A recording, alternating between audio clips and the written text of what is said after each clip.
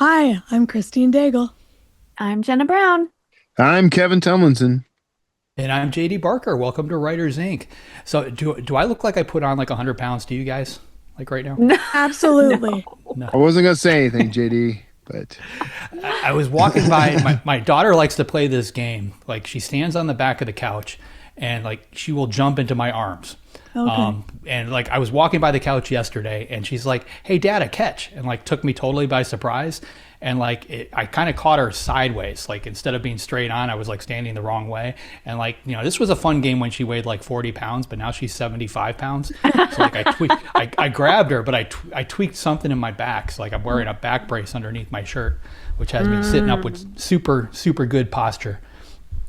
So the moral of the story is don't catch a 75-pound kid when they jump at you. Just let them hit the ground. Got it. this Noted. That's They probably bounce better. anyway. way ahead of you. So I was trying to remember if I talked about this on the air or not, but I've got like an Amazon horror story. So I've got this new book coming out. It's a prequel to my existing trilogy, so it's technically book 4. There's 3 books already out, but Amazon gave me the hardest time about coding it as book 4 in the series. For a bunch of different reasons. Like the first 2 books in the series are put out by HarperCollins. The third one was done through my own press. This one's coming out through Simon and Schuster. So like they initially pushed back saying I didn't even have the right to attach it to the series. So I had to get over that hurdle. And once I got past that hurdle, then they coded it as related to the original trilogy, but they wouldn't code it as book 4. And then every time you email them, like you get a different person to reply, so you're never talking to like the same person. Yeah. So I explained everything, hoped that they would understand. They came back and like they said, well, it says prequel on the cover. You have prequel in your description. We can't put it after the original trilogy. So it's got to go before, and like they don't have a way to code a before. I think some of the sites do, like you can code like earlier stuff, but like they don't. After I must have 50 to 100 emails back and forth with different people at Amazon. I finally got them. I had to change the cover, like take the word prequel, because I think I had a 4MK thriller prequel or something like that on the cover. So I had to take that word off of it. And then I finally got somebody who was willing to code it as book 4 in my series. Like that was the part that killed me. Like they wouldn't let me attach it to my own series.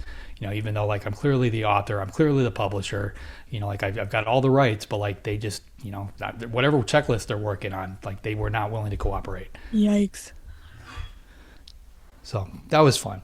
So Yeah. I guess none of you have ever run into that, right? Like Kevin, you're the only one with a series out there, I right? spent 2 weeks on the of emails with Amazon when I was writing the sci-fi adventure, and I can't remember what it was for, but it was like a really easy question.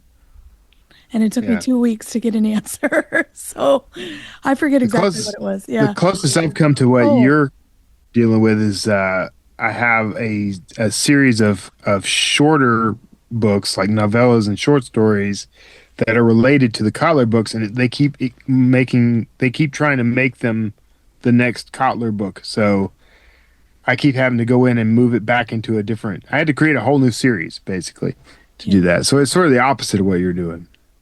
I thought about doing that, and like the way that I wrote these, you could read the prequels first and then read the original trilogy, and it still works, but it gives away some of the spoilers and things like that. So like if you really want to experience it the right way, you have to read the original trilogy, which is just it's very confusing, and I get it. But like they shouldn't, like if the author and the publisher are telling them to do something, like they shouldn't question it or not do it for something that I agree. simple. So I'm going to write a strongly worded letter to whoever took over for Jeff Bezos. And go There you from go. All right, Kevin, what is in the news? All right. So what I learned about American men in my all-male book club. This sounds like it's going to be a lot of fun. A writer started an all-male book club with friends and neighbors, discovering many men already read widely, but usually do so privately and rarely talk about books socially. While data shows men read fiction less than women, the gap may be overstated. Overall reading is declining for everyone, not just men. The author argues that male book clubs can help normalize reading for men, giving them a social space to discuss books and encouraging them to read more. I actually don't know a single man in my life that doesn't read fiction. So, Oh, you must know Yeah. some like a closed bubble of people. Yeah, I don't think most- guys don't talk about it as They much don't as- talk as about it, women is do. what he was saying in this article. Yeah. Yeah, But I Yeah. don't we tend think to. I don't know. It's not as common to find men who read. Yeah, I think I it don't depends think. like when you surround yourself with people, because like maybe because you don't have the corporate job, Kevin, the people I talk to do It not could be true. they do not read. Most of them do Yeah. not read. I was Most at of the my Bad friends are luck. dentist. writers. Yeah. Yeah, well, there you go. Yeah. Yeah, There you I was go. at the dentist yesterday, and so my dentist, we bonded very quickly over books, and so we like I bring her books, and it's a whole thing. And now they know that we always talk about books on all of my visits. And yeah, like the men in the office are always like, yeah, I don't read, or like, well, I like reading, I just don't really like get into it that much, or like it's I read always magazines, the women who Yeah, yeah. are the readers. What was really That's interesting in okay. this That's it. article that I was reading, is he was talking about he tried to join book clubs before, but they were like all women, and he felt like he was Hmm. encroaching on the Yeah. female book club experience, which I totally get. And then was just kind of quietly talking and figuring out some friends also read. But he said men like to read about things they wanted to be when they grow up. So like books about pirates Oh, and astronauts and knights and that kind of thing, yeah. spies. So I thought that was a kind of cool perspective. Okay, Yeah. so I figured it out. Here's what's happening. Yeah. The second someone tells me that they don't read, they're dead to me. So Yeah. I don't know anybody. I see. All right. It's Next, weird. It's weird. go ahead, I was just JD. in New York. I was in New York last week, and like you'd see a lot of guys actually carrying books in New York. But I think we did this story a little while back. But like a lot of guys will use books as a prop to pick up women. It So they will works. carry one in the open. They've got a duffel bag or whatever, but they physically hold the book, so the Yeah. women that walk by can see what they're reading. There's I don't know if that works or not, but It does Oh, I'm work. sure it does. Yeah. Yeah. does it? There's a That's whole funny. like social media account. I think it's on all the channels now, but it's Hot Guys Reading. Yeah. And that's all it is just pictures of men reading books in public places. Yeah. Yeah. Those Books those and people keep dogs. taking my picture and pestering me Yeah. everywhere I go. Books and dogs work. Like if you want to talk to a woman and you just are a single dude with Hmm. no accoutrement, you're much better off with a dog or a book. Like Hmm. Yeah. for Or a sure. book Yeah. about a dog. Yeah. I That's post up, read my book. My dog reads books, and everybody comes talks to me. Wow. So, all right. Next up, I owe Iron Maiden my English A level. The great literature our writers discovered through pop music. Iron Maiden led one writer to Samuel Taylor College. Their 13-minute song, "The Rime of the Ancient Mariner," closely retells the famous poem. And one fan said the band essentially helped him ace his English literature exam. The Smiths inspired readers to pick up classic literature.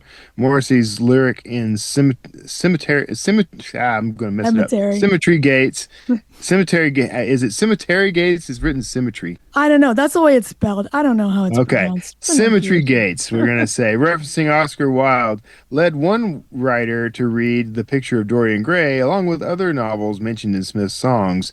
Nick Cave introduced fans to poet John Berryman in a song criticizing Charles Bukowski. Cave praised Berryman instead, prompting listeners to discover his influential poetry collection, 77 Dream Songs. I read Dorian Gray because do you remember the film League of Extraordinary Gentlemen, Yeah. Yeah. which was based on a graphic novel? Mhm. That prompted me to read Dorian Gray, and I ended up really liking Picture of Dorian Gray. Have you I ever don't listen to lyrics like when I listen to music. Like I don't really pick up on the words. It's just more about the melody to me. So like this Yeah. has never happened. It's happened to me. Well, not, but actually, it was Nick Cave too. I've had Red Right Hand. It's very close to the top of my TBR pile because of Nick Cave. I'm like, oh, I should read that book. That sounds cool. So I'll let you know how Red Right Hand is when I finish. This doesn't happen to you. You don't hear about things in songs and be like, oh, that sounds cool. Sometimes, yeah. I mean, I do like it when you kind of realize not with song. I mean, it has with songs before, but movies will sometimes do that for me too, when it's like a Yeah. retelling, but it's like a clever retelling and you didn't know it was a retelling when you went into it. Those are some of my favorites. And then I get curious about the original and kind of start going down those roads or yeah, the inspiration. But it is pretty cool. Song lyrics, I'm a bit like JD where I hear the melody first But then a lyric sometimes will stand out, and then I have to go look up the lyrics, and then so I can see this happening. Yeah. Yeah. I mean, definitely Yeah. lyrics have inspired writing for me. I don't know if that's happened to anyone else. Yeah, Yeah. like a clever turn of phrase, and you think like, oh, that's interesting. Yeah. Yeah, usually, but it will take me. I usually don't hear the lyrics at first, so it takes me a little while to sort of like, I don't know, you have to like listen to it and then be like, oh, Yeah. Yeah. Yeah. Yeah. I don't, I'm trying to think if I've, other than Dorian Gray, I'm not sure if I've ever read a book because I discovered it through some other Medium. medium. I'm not sure. I'm not sure. All right. So final story. Hungry for affirmation, vulnerable to scams. As a writer, I know the feeling. AI publishing scams have become so pervasive. The New York Times did a story. Some of the highlights: scammers created a convincing lookalike site for the National Book Foundation, complete with fake staff and services. At least one author paid substantial fees for, quote, marketing and proofreading. The real foundation had to issue cease and desist letters and public warnings. Writers receive flattering emails and messages from people impersonating Margaret Atwood and Thomas Pynchon. Major publishers and editors were impersonated, including HarperCollins editors, Simon and Schuster executives, and literary agents, offering marketing help, relicensing, or special opportunities. Some publishers have now set up dedicated fraud inboxes because the volume of impersonation is so high. Yeah. And I I just mean, saw every the time when I open my email at this point, like there every is time. literally the 10, 15 of them like right up at the top. And they're always from a Gmail account. You know, Yeah. it's like, they're bogus, but like even my spam filter can't seem to stop them.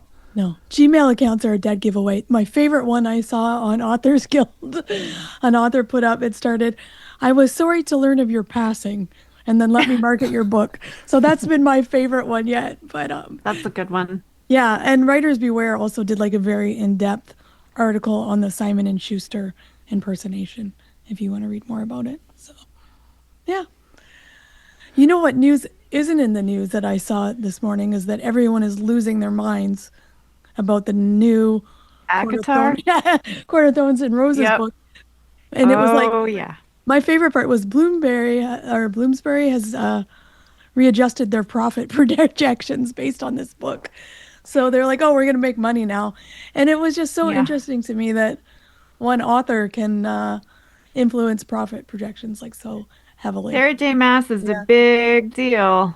Yeah, that was cool. Yeah, I know. The pre-order will probably break records, I'm sure. Like they're already expecting it. Yeah.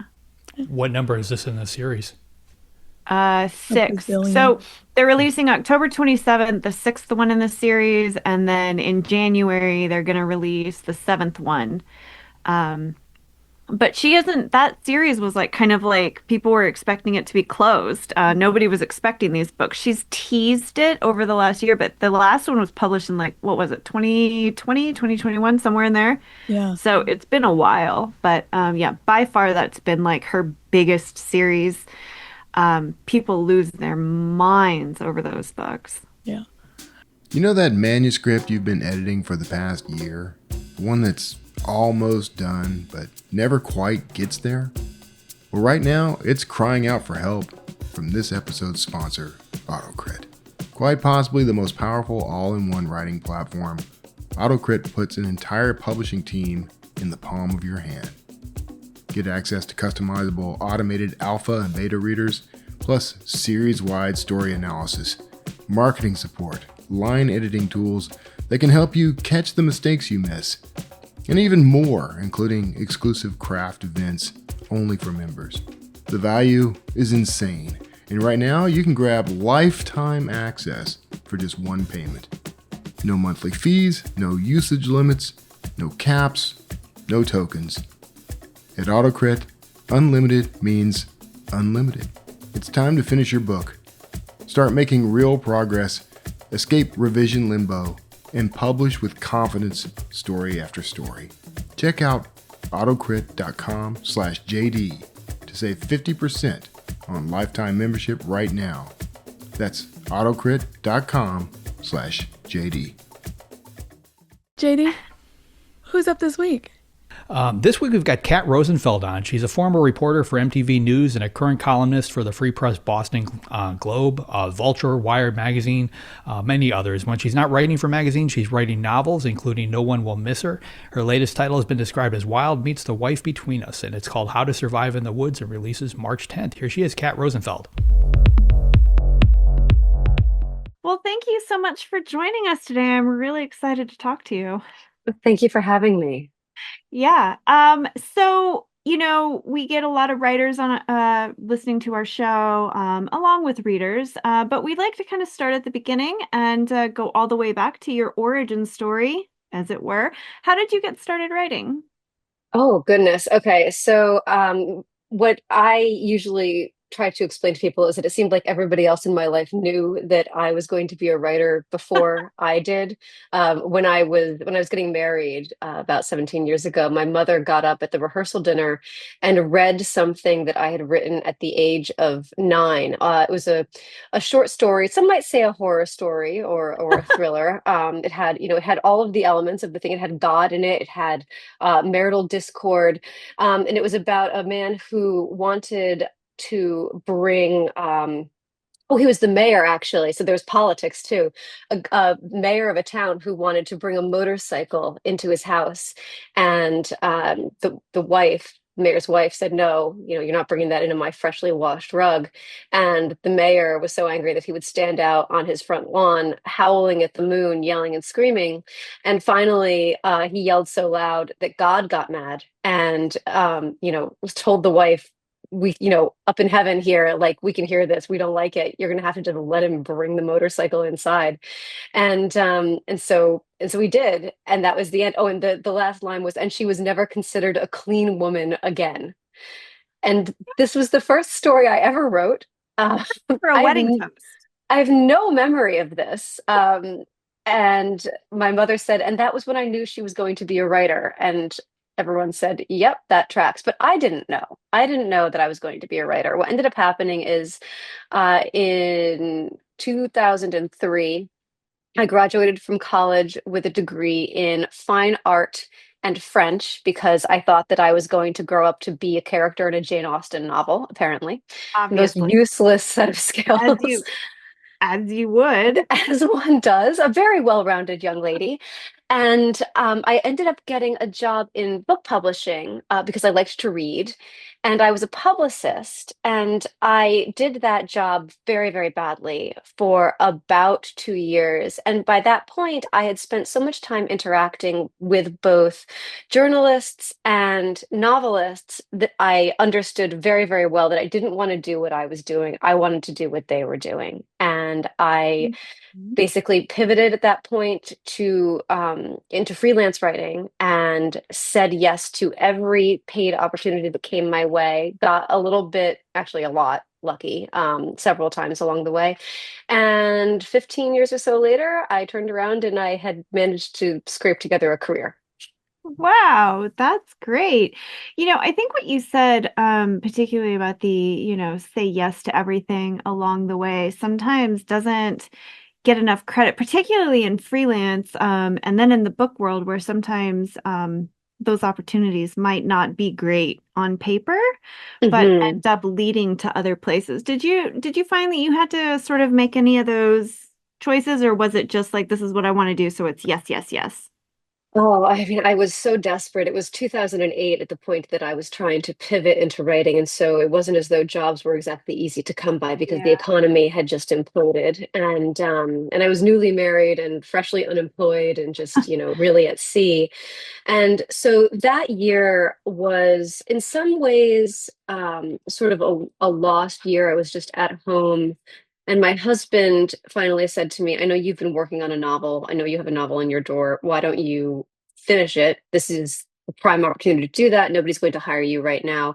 And so I would work on that in between still applying for things. So that was, the sort of just deciding to throw caution to the winds, like, yes, I'm going to work on this thing, even though it's probably just going to go back in the drawer when it's done. The other thing that I did was at that point, I accepted a gig as a blogger for an MTV news site called Hollywood Crush, where Mhm. I was paid $15 a post to write about young Hollywood gossip and news. And it was just basically, at this point, it was 2009. So it was all Twilight all the time. And that was a moment where I was like, what am I doing with my life? I was so much older at that point than everybody I worked with, even back then. And I just kind of had to say, well, at least I'm getting paid and it is MTV and maybe it will turn into something. And this was one of the times when I got very lucky because they eventually folded all the blogs and shuttered them and they went away. But two people who had been employed within that network got brought over to MTV News as reporters, and I was one of them. So that was how the start of my journalism career worked out. Thanks to Twilight. Yes, I owe really everything to Twilight. Twilight, as so many writers do. Well, I won't ask you if you're Team Edward or Team Jacob. We don't have time to get into controversy on this show. I mean, Just, I think people have been murdered over less. I know, yeah. Well, that is such a fascinating story. So you switch over to journalism at that point. You've got a novel in your desk. What was the process of getting your agent like? How did that work out? So I had come out of publishing, as a publicist, and as a result, I had some connections Mhm. still to the publishing world. So I ended up getting my book deal by managing to get my novel in front of somebody within, it was Dutton Juvenile at the time. And so I had the book deal first. And once you have a book deal in hand, it's not too hard to go and find an agent. I approached the one person who had ever expressed an interest in my writing back when I was querying, which I did just briefly. I didn't really know what I was doing. And I just went back to him and said, "Hey, now I have a book deal. But I am still seeking representation." Yeah. And he told me that he wasn't taking people on at that point, but he put me in touch with a colleague of his, and she and I have been together ever since. Wow, that's pretty incredible. Yeah, the book deal, if you end up getting lucky enough to get that first, yeah, the agent is quick to follow. Not always, but most of the time. So that's really incredible. And you've just been writing ever since. Amazing. Yeah, yeah, occasionally crying in the fetal position, but mostly writing. I think that counts as writing, to be honest. I mean, I Yes. think when you look at the official job description of a writer, it's in the bullet points. Yes, that is like the background work. Right. Yeah. You have to get a good amount of crying in the fetal position to progress, I think. Mhm. So do you still do journalism or are you writing full time? So you could say, do you still cry in the fetal position? And it's like, baby, every day. Some people do morning pages. I do morning crying on the floor of my I closet. No, just I assumed. I kid, and that's just more like every Tuesday night. No, I am still. I've managed to keep a foot in each world, and it's been really wonderful because at this point, I moved from writing entertainment news to being a culture writer and an essayist. And what I love about this work is that I still spend a lot of time reading and watching television, which I love to do, Mhm. and seeing movies and thinking about how they intersect with the world we live in. I think storytelling is just such a powerful thing. And I love thinking about it in a kind of a galaxy-brained way. And so when I am working as a journalist, it's just another form of storytelling, but it's a different form of storytelling. And so what I get to do in that work is to approach a lot of the same questions that I approach as a novelist, just from a different angle. Mhm. Yeah, that's actually really interesting. Do you find, that your process changes? I mean, you're looking at story from different angles, but I'm curious, like do you tend to plot your novels and, how does that work? And then how does looking at the different angles sort of shape the final product? So I do plot. I think it's very important as a mystery and thriller writer, which is it's basically like constructing a puzzle box. And I think for me, if I don't know what the pieces of the box look like in advance, then I'm not going to build it very effectively. I know that there are people who do who pants their thrillers, and I am absolutely in all of them. Could not do that. Yeah. Um, so I'm just thinking about the way that these two things intersect. As a journalist, what I'm doing is I am finding other people's stories, and I am really led by a quest to understand the world. I want to understand what is true. I want to be able to see and describe accurately the meaning of what I'm seeing. And so that is obviously a different muscle from playing around in a world that's purely of my own creation.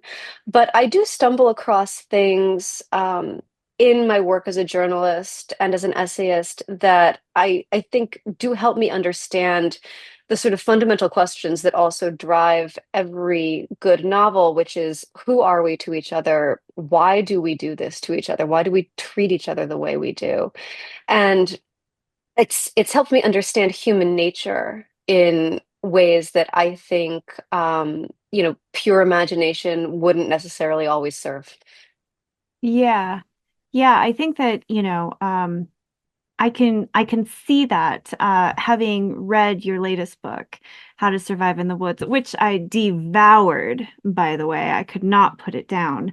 I'm Um, thrilled to hear that. yeah, it was. I actually even texted a couple friends, forgetting that I have the privilege of reading books early. And was like, you have to get this book, and sold it so much. And then one of them was like, why would you do that to me? Oh It doesn't come out no. till March. Um, anyway, I It'll digress. be here before she knows it. I know. Just sit tight. Um, but I can see how sort of those layers would come out in being informed, like sort of by exploring those deeper things. Where did your idea for this book come from? So it was a few different threads pulling together. The very first thing is that I was hiking on the Appalachian Trail with my, I'm going to say little brother, even though he's 38 years old and 6'3", but he will always be little to me.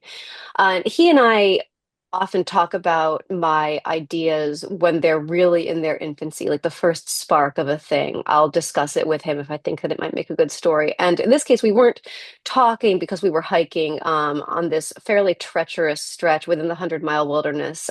It's actually the same stretch that they hike in the book. We were just doing it as a day hike because I don't sleep on the ground. And that's my greatest character flaw. It's a good rule to have, I think. Yes. Um, and so we hiked up the barren ledges and to Cloud Pond Lean-to, and then just a little further on to the peak of Barren Mountain, which unless you're familiar with this part of the world, you're listening to me and you're saying, what the hell is this? Why is she talking about this? But anyway, the point is that this was a somewhat treacherous hike. There are places where you can lose your footing. And my brother did lose his footing and just kind of pinwheeled wildly towards this ledge, and stopped himself short with a couple hands on a tree and a jagged pointed branch about 2 inches away from penetrating his eyeball. Oh my God. And he looked back at me and he said, there are a lot of really stupid ways to kill yourself out here. And I said, yeah, or to kill somebody else and make it look like an accident. And that was the spark. And then the second piece was this movie from the 1950s. It's French and it's called Les Diaboliques. And I don't know if you've seen it. I haven't. Um, I love the well, title. yeah, I mean, now that you've read the book, if you see the movie, you'll see that there is a certain amount of shared DNA there. And I don't want to spoil anything, so I will just say the premise of this movie is there are two women. One is the owner of a school, the other is a teacher at the school. The owner of the school is married to the headmaster. The teacher is having an affair with him, and he's a real son of a bitch. And the two women eventually get together. They're friends or friendly. They're sort of, they've had a relationship formed in the trenches of being involved with this absolute bastard. Yeah. And they decide, you know what, this guy sucks. We need to do something about it. And it is a thriller.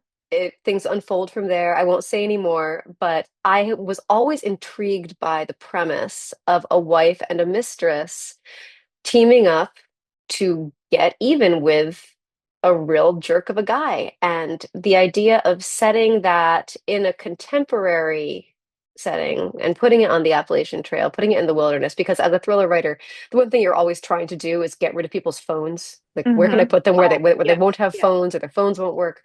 So this was, this was the setting that I'd chosen to explore that. So that was the second thing.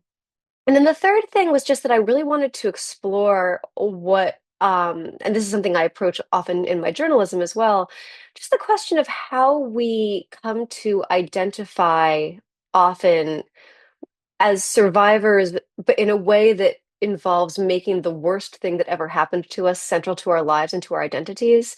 I think that's a very interesting thing that happens now, and that's something that women are especially encouraged to do. And I don't know that it's necessarily always healthy for us, but I do think it's interesting. And I really enjoyed being able to kind of explore the question of that and the contours of it in a fictional setting. Yeah, it's really interesting that you say that. And again, without getting into spoilers. Yes, tricky Um, because they start off right away. The first twist is like they within the do. first. Um, but Emma in particular, one of the reasons that I devoured the book was because she is probably one of the most complicated women that, I've read at least lately, in a really interesting way. Like she never does or says what you sort of expect. But then Mhm. she really does capture that surprising yet inevitable. But I really, really enjoyed reading that about her. And so I was kind of curious, and I think you've touched on it a little bit. I'm sure that asking these questions and thinking about things the way you do with journalism, but what goes into for you creating a character like that? Like what was important for you to have her embody or to be or to say? So, this was one of the areas in which I was sort of mapping onto this existing storyline with existing characters. You know, you have the wife, the mistress, and the jerk husband. Hmm. In Diabolique, this is what also a place where I had to kind of play with it to figure out how could I make this work in a contemporary setting, because the thing about the wife character in that movie, it is kind of dated. She's super fragile. She's got a weak heart, and everyone knows this about her. And it's the kind of thing nobody would really talk about a woman that way Right. today. I mean, you certainly wouldn't admire a woman like that. She wouldn't be desirable. But it got me thinking about the way that the appearance of fragility can be in certain ways not a projection of strength, but a way that we kind of create a facade that keeps people from knowing who we really are. Mhm. To be able to play the wounded bird is very effective. And there is comfort in that. And this was something that I was very interested in exploring for Emma because it's something that's very much the opposite of my own personality. Um, that she has retreated from the idea of herself as a resilient person because she's decided that there's such a thing as being too resilient, that so resilient that you become maybe predatory, that you can't trust yourself, that your instincts are all wrong. And so she retreats into this sort of learned helplessness where she allows herself to be bullied. She intentionally chooses to marry somebody very controlling, very abusive, and she does that in part because she likes that he wants to be in control.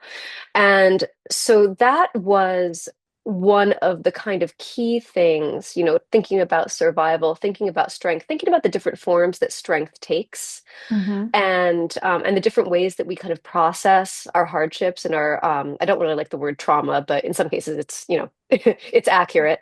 It's appropriate. That, yes, and to think about that in the context of fiction, to build a person around that idea as opposed to kind of chasing a story down to the end of some rabbit hole was really interesting and challenging in a fun way. Yeah, I imagine. I mean, I think, there's always a risk when you're creating a character that complex. There's like the likability factor, right? Because we're with Emma the Hmm. whole time, right? Like we are with it with her. And so, for the reader, striking that balance of allowing the reader to identify with her, and like you said, maybe it's an opposite thing.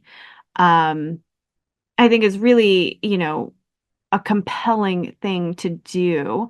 Um, did you find that it was like any parts of any of the characters kind of creating them were easier or more difficult than others? It was hard to create a villain who wasn't so villainous that like from the second you met him, you just wanted him to die. Um, it's always tricky to write a bad man whose appeal is still visible on the Yeah. page, that's still relatable to the reader, which is something I hope that I pulled off here. I guess you'll have to tell me. Um, and then in terms of what else was challenging? I mean, getting inside Emma's head again because she's a very different person than I am. But when it comes to the women characters that I write, especially my protagonists, I think that the great challenge, and it's something that I really relish because it is hard to do, but it's very satisfying to pull it off, is to create a person who you feel invested in, who you are interested in reading about, and who you feel you understand, even if you don't like her. I don't need Emma to be liked. And I think, she's not necessarily very likable.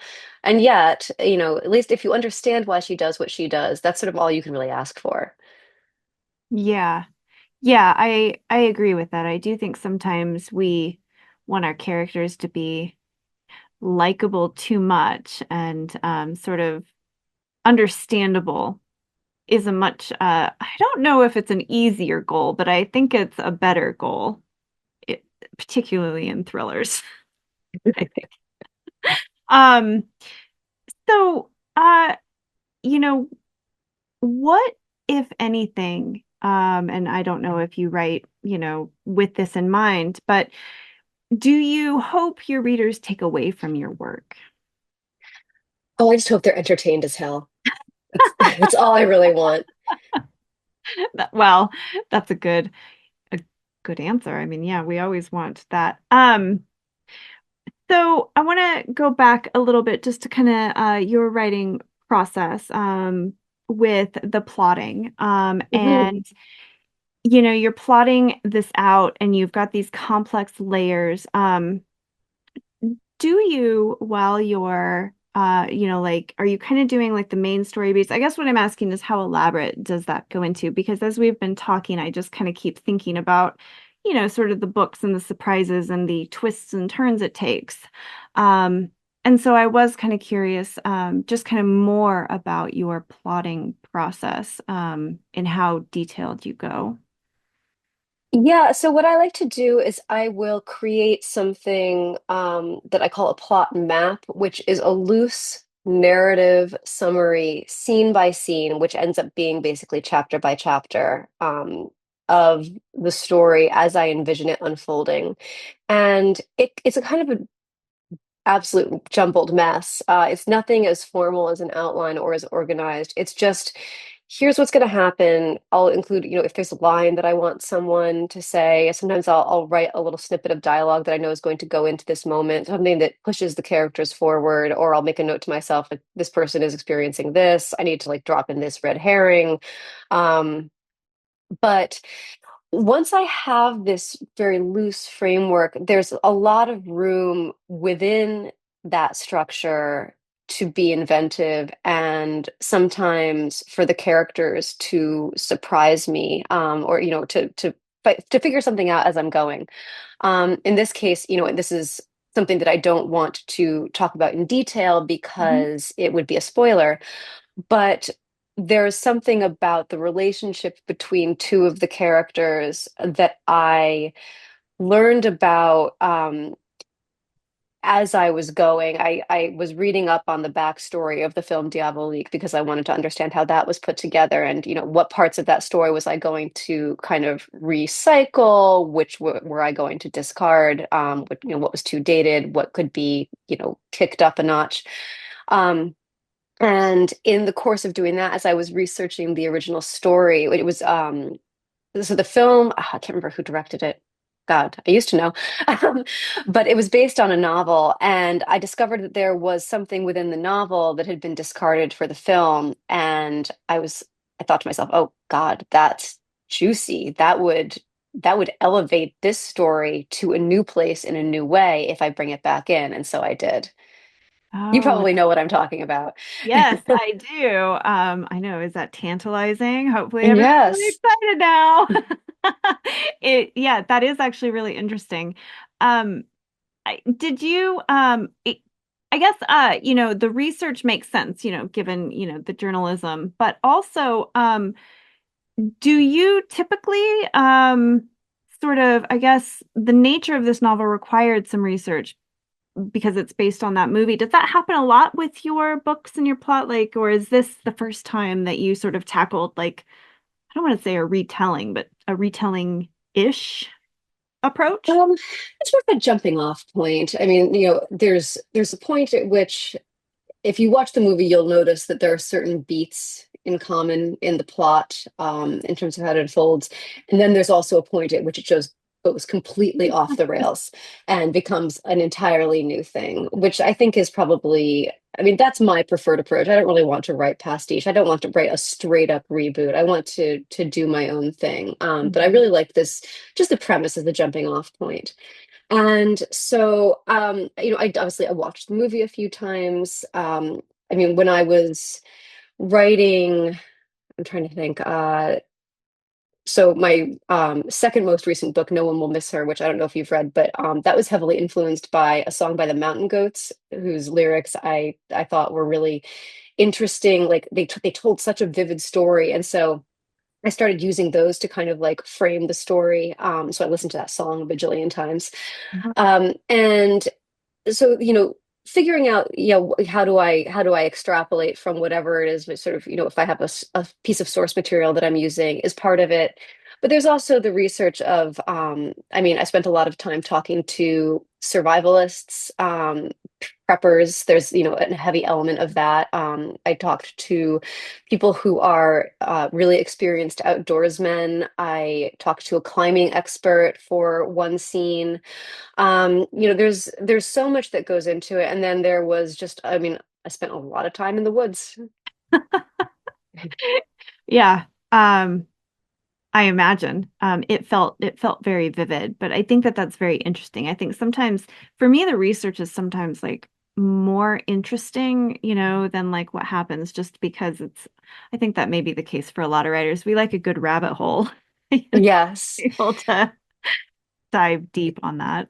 absolutely. I mean, my historical kind of romantic mystery, you must remember this. I wrote it during the pandemic, and so I couldn't really, I mean, nobody could go anywhere. Mhm. But that was me channeling my recreational billowing habit into a piece of storytelling because I was getting obsessed with all of like, these huge 30-bedroom mansions on the coast of Maine. And I was like, hey, now I can buy one of these and it'll be a tax write-off. Right. Yeah, set up a nice little writing workshop and have a little business, a writing bed and Yeah, breakfast. little, There little you murder on the side. go. Fictionally, of course. Hmm. I mean, that's really the best kind because you can Right. just do it over and over again. I have just really enjoyed talking to you. And we Oh, like to always end our show on the same question, which is, what's one piece of advice you would give new or aspiring writers? oh God, I'm gonna be so cliche here, but one sentence at a time, man. You just, Yeah. write one sentence at a time. I think that's great. Sometimes it's the classics, right? The oldie but the good. Hmm. Well, thank you again for coming. And if anyone is intrigued, How to Survive in the Woods is out today. Thank you so much for having me. So she was so much fun to talk to. She's so funny. But one of the things I really liked is how she sort of like her path to publishing, I feel like, was like every wrong road along the way. Like she started doing publicity bad. and and I know we talk about like missteps in writing, usually in terms of like mistakes you made in your writing or like rejections and things like that. But I was kind of curious, like how failure, quote unquote, failure in other jobs might lead to writing and like what lessons could be learned there. Like if writers can look at that. What do you guys think of what have your Well, missteps been? I mean, Lee Child was fired from his job and started writing. Does that count? Probably. I mean, maybe. Yeah. Yeah. I mean, That's a Maybe. lot of people, I think, Yeah. that where writing is like always the fallback, right? Because yeah. it starts as a hobby for pretty much everybody. And then all of a sudden somebody pulls the rug out from under you and then you kind of have to do it for real. And it's a sink or swim kind of thing. Yeah. Yeah. I know. I think so in terms of, this book is basically you're taking that the wild, which it is, but also like high intensity survival. And there's a lot of different themes in there. And I kind of thought like in an extreme survival situation, what are the odds you would make it? And what situation would increase your odds to survive? Oh, Well, do you guys go on like hikes or these kind of things, like Yeah. little excursions Yeah. away from Yeah. civilization? yeah. Like, do you bring anything with you? Do you bring water? Do you bring anything that would help you survive It, if something goes sideways? if I'm going to be out, like really far out, I tend to have a pack with water and food, but also I've learned to carry a little thing. I always have a pocket knife. I always have like I try to always have my phone. If these days you have like a satellite connection for the phone. Like there's a emergency thing in most iPhones, for example. But things I carry with me is like paracord and duct or yeah, basically duct tape. Little things like that. I carry a whole bunch of little stuff when I'm out in the middle of nowhere because I've learned how to use that stuff to survive. But folded up bits of foil, for example. Like you can do anything with aluminum foil. You can make bowls. You can cook stuff in it. So, Yeah. yeah, I was listening to you guys all know who Kevin J. Anderson is, right? Yeah. So he's notorious for dictating his books, and he likes to go on walks. He lives in Colorado, so he goes up into the mountains and just goes for a walk and dictates his book. Apparently, he broke his ankle recently while out on one of these walks. Yikes. So he had to get back to his car or his house or whatever his home base was, and I think he said he had to go a mile and a half, like after this injury. And if you think about it, like what Kevin just said, that makes perfect sense. And like if I was, like we were in Costa Rica and we went up in the hills and we went for a hike that was going to be an all day thing, and we brought tons of like that kind of stuff, just in case. But I think it's the one offs. Like Kevin probably takes this walk every day. He Yeah. probably brings nothing with him other than maybe a bottle of water. He might even leave his phone at home because it's a distraction. You know what I mean? So like you're going into the exact opposite. Like I walked my daughter to school this morning and like she slipped on some ice just walking to school. Like that's how quick Yeah. these things go bad. right. Yeah, I guess thinking about it in those terms, yeah, like if I think that's actually probably pretty common. I have gone on like little walks, and it's funny because we live like right on the edge of the desert. And so like I have been known to just like, the dogs go down a little dirt path and like suddenly you're, a decent way around the house and it doesn't feel like the middle of nowhere because obviously like it's not a forest, right? It's just the desert. So you can still see everything. But like if I fell down, you wouldn't be able to see me like from a road or something. And, Right. it's the desert. So I guess, yeah, that I didn't think about that. That could be precarious. Yeah, I Yeah, think though, when you need to survive, though, you get some instincts or adrenaline that kick in, and depending on your physical shape.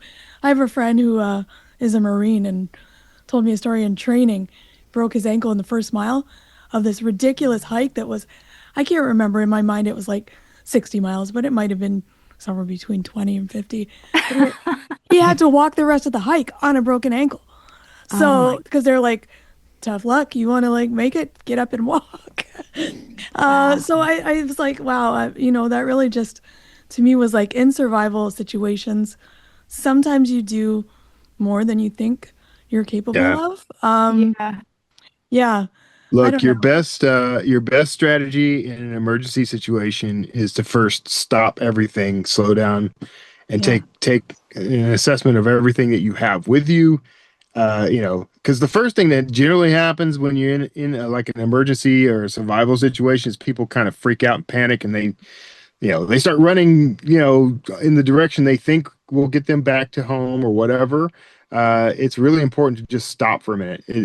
This is probably one of the best times to practice like meditative sitting, because if you can just look around, you might actually spot, oh, that's the tree I passed on my way here. So I know that that's the direction I came from. Or if you've broken your ankle or something like that, you can create a splint, or you can wrap it with something you have on you, your belt, the waistband from your underwear. I mean, there's lots of, you basically walk around with a lot of stuff you could use to survive, but you have to think outside the box sometimes. That's actually kind of interesting to think about because, like, essentially what you're talking about is like, kind of changing your brain away from like that panic, emotional, like reactive, and getting into that prefrontal cortex where you can get into that decision making and all those executive functioning.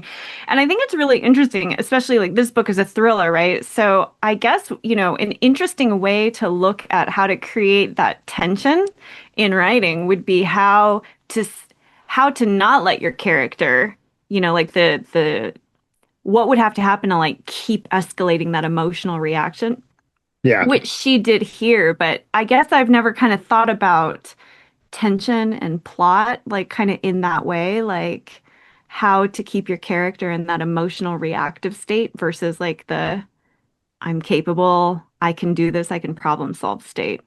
Yeah. I think the most effective thing to do is to kind of let the reader in on what should have happened. Like, Hmm. you set up that scene where it's like, she found herself in the middle of the woods. She didn't know which way to go, and she panicked and she started running, never realizing had she just turned, in the opposite Yeah. direction, she was, 100 feet from the path. yeah, It let the reader know that that's what's happening, because then that drives up the tension. And the whole time that they're going the wrong way, the reader is practically screaming at the book, like, just turn around, moron! You're only 100 feet from the path. I yeah, think was it JD that mentioned the girl who loved Tom Gordon. Yeah, Yeah, Yeah, that's a Stephen great book. King does that really well, especially in that book. yeah. Yeah, That that's one of my favorites. that's a good Lost in the Woods Yeah, book, it really actually. is, but it really does what you just mentioned, where Yeah, he sort of lets the reader in on all the missteps that the character takes that the character doesn't know about, but you as the reader do, and yeah, it just you're like, yeah. no. yeah, yeah, I mean, they do that in heist novels too, right? They're like, here's our really laid out plan, and then they show how it all goes to crap, Yeah, you yeah, a know? good heist plan unfolding is really fun to Yeah. read too. well, Complicated to write, but fun to Yeah. read. the most fun ones for when it comes to like heist stories and things like that is where everything kind of comes off like you would have no idea how this happened, and then they do the reveal, and it all seems impossible, you Yeah. know and then suddenly they do the big reveal, and you're let in on the plan after it's already over, Yeah. and that's That's That's when a it's way to do fun. it too. Yeah, both yeah. ways are fun. I love that. Whether you want your heist to be successful or not, it depends which order you do that in. A Right. disaster heist or a successful heist. Those are the Exactly. That's a good point. That's a Yeah. really good point. Like, if you're telling a story where the heist goes wrong, you give all the details up front. Yeah. But if you're right. telling a story where it all went perfectly, you don't give the details till the end. Yeah. Yeah. That's a good. But you maintain Right. the tension that, you're not sure it's not gonna come across. And maybe Yeah. even make the reader think that it did fail. And then the reveal is that it was successful. Yeah. I'm All not sure how we got on heist, but there's a show on Netflix called, I think it's Kaleidoscope, Oh, and yeah. it's like 5 or 6 different episodes, and every person that watches it, like, it randomly shows you the episode order. Like, there's no particular order you have to watch them in. So like as soon as you load it up, it just assigns an order to you. So your neighbor is going to watch it in a different order than you would. And it's a heist that goes wrong, and they give you all the details, but like in these little pieces, but it still works no matter how you watch it. So it's a great series to watch, first as a viewer, but then just go back through as a writer and just look at the stories, look at the clues that they give away in each episode, how they all tie together, why they still work when you move this one from episode 2 to episode 4. It's a masterclass in writing. Yeah, you've mentioned that before. I just wrote it down because I keep forgetting to watch it. It's on my list now. I wonder if that would be, as people are exploring, not to mention Stephen King again, but, they've got that book that he wrote, he co-authored, it's coming out as a newspaper, and people are doing sort of like different types of publishing. I wonder, you couldn't do that in a physical book. Well, maybe you could, but like in a random like newsletter, like an ebook or something where it gets delivered in a different, I wonder if that might be something that someone could play with. Yeah. You can call out different things, like Dan Brown in his latest book, he mentions a YouTube video, and you can actually go in real life and you can watch this YouTube video. And it's fun because a lot of people don't actually do it. Like that book sold a lot of copies, but like if you look at the view count, it's not as high as you would expect it to be. And the video itself, I don't want to give anything away, but like it's like 2.5 minutes long. It doesn't seem like it should be, because there's not a whole lot happening. So you have to kind of keep it on your screen and just watch the full 2.5 minutes to really understand what it's there for. But it gives you a clue into the story, so it kind of adds a whole other dynamic to the book that would normally be there.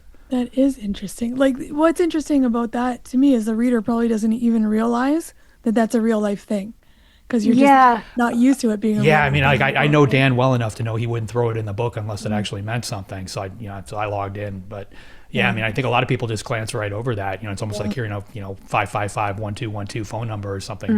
You ignore it and move on. Yeah. But that was Greg Hurwitz did that with Orphan X. Yeah, with Orphan X. You can actually call. They did that in Stranger Things. There was a phone number on like a missing persons poster, Jane, and if you called it, it took you to like the Hawkins Police Department or something, and it was like a whole. But it was just like you'd have to know to like pause the show on that flyer and like call the number. But that's kind of fun discovering those things. I'm going to put a number to Domino's in my book and tell people they can order me a pizza. Perfect. Okay. All right. With that, JD, who's up next week? Next week, we've got J.R. Thornton coming on. J.R. graduated from Harvard and later earned an M.A. at the University in Beijing. He currently lives in Italy and works at AC Milan. His second novel is called Lucian. It's coming out through Harper on March 17th. So J.R. Thornton. Sounds great. If you'd like to be notified as soon as new episodes publish, make sure you go to writersincpodcast.com and sign up now. We'll see you next episode, and have a great week of writing. Thanks for listening to this episode of Writers Inc. Access the show notes and leave a comment at writersincpodcast.com.